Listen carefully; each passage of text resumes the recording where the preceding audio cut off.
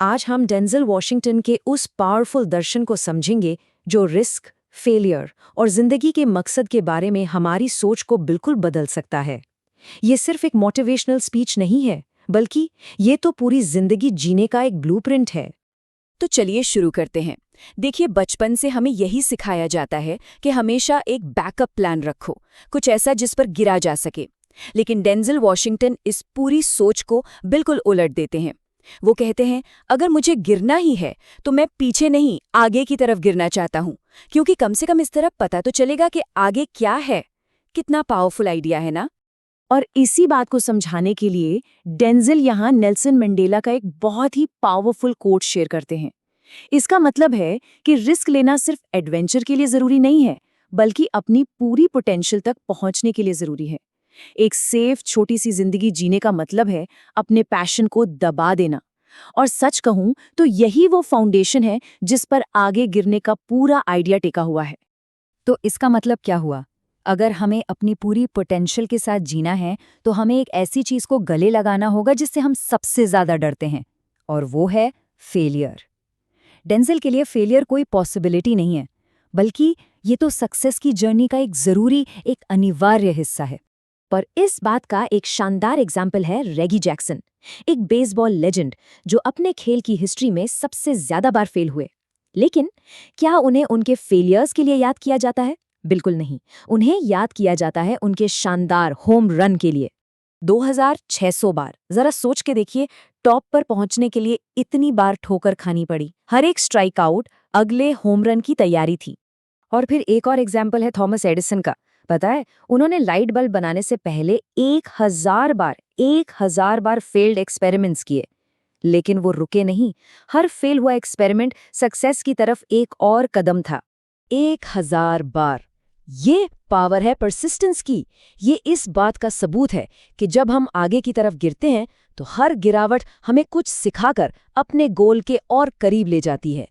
लेकिन ये सिर्फ मशहूर लोगों की कहानियां नहीं हैं। डेंजल ने ये सब खुद जिया है।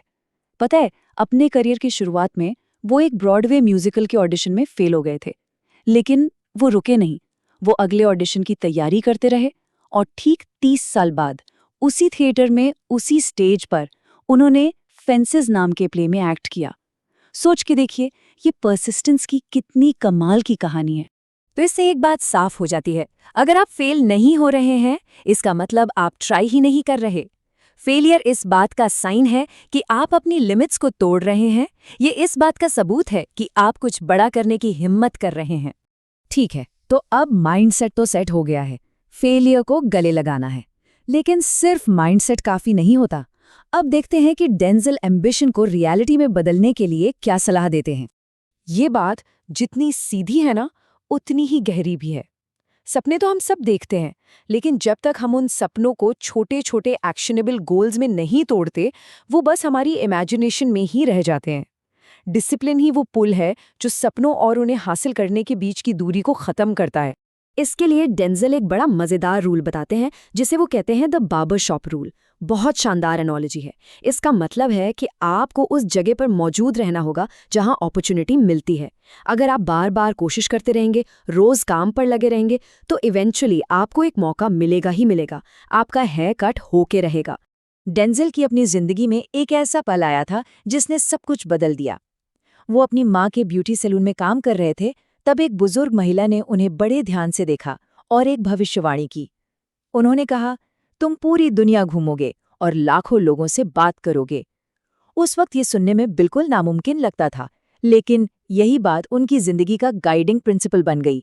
और यही बात हमें डेंजल की फिलॉसफी के सबसे जरूरी हिस्से पर लाती है। ये सिर्फ पर्सनल सक्सेस के बारे में नहीं है, ये उससे कहीं ज्यादा बड़ा है। ये है पर्पस खोजने के बारे में। और इसके लिए डेंजल एक बहुत ही पर्सनल सा सवाल पूछते हैं। सवाल ये नहीं है कि किसी के पास कितना है। सवाल ये है कि जो कुछ भी है, चाहे वो टैलेंट हो, टाइम हो या प्यार हो, उसके साथ किया क्या जाता है। और यहाँ एक बात समझनी बहुत जरूरी है, देना सिर्फ पैसे के बारे में नहीं होता। यह उपहार किसी का वक्त हो सकता है, किसी की दया हो सकती है, किसी का धैर्य हो सकता है। इस दुनिया को हर तरह के कंट्रीब्यूशन की जरूरत है। सवाल तो बस इतना है कि हम अपना कौन सा गिफ्ट शेयर करने वाले हैं। तो चलिए अब इन सारी सीखों को एक साथ जोड़ते हैं एक बहुत ही पावरफुल वार्निंग के साथ, रिस्क न लेने की और सेफ खेलने की असली कीमत क्या होती है। इसके लिए डेंजिल एक ऐसी तस्वीर सामने रखते हैं जो थोड़ी डरावनी है लेकिन बहुत गहरी है। वो कहते हैं, सोचो, जब किसी का आखिरी वक्त आता है तो उसके बिस्तर के चारों तरफ उसकी अनफुलफिल्ड पोटेंशियल के भूत खड़े होते हैं। ये भूत कौन है? ये वो आइडियाज हैं जिन पर कभी काम नहीं किया गया, ये वो टैलेंट्स हैं जिनका कभी इस्तेमाल नहीं हुआ, ये वो पूरी पोटेंशियल है जिसे यूं ही मरने दिया गया। और फिर वो भूत निराशा से कहते हैं, हम तुम्हारे पास इसलिए आए थे क्योंकि सिर्फ तुम ही हमें जिंदगी दे सकते थे, और अब हमें तुम्हारे साथ ही कब्र में जाना होगा। ये बात हमें याद दिलाती है कि जिंदगी का सबसे बड़ा रिस्क है कोई रिस्क ना लेना। तो सवाल बस इतना सा है, जब वक्त आएगा तो पीछे क्या छोड़कर जाना है?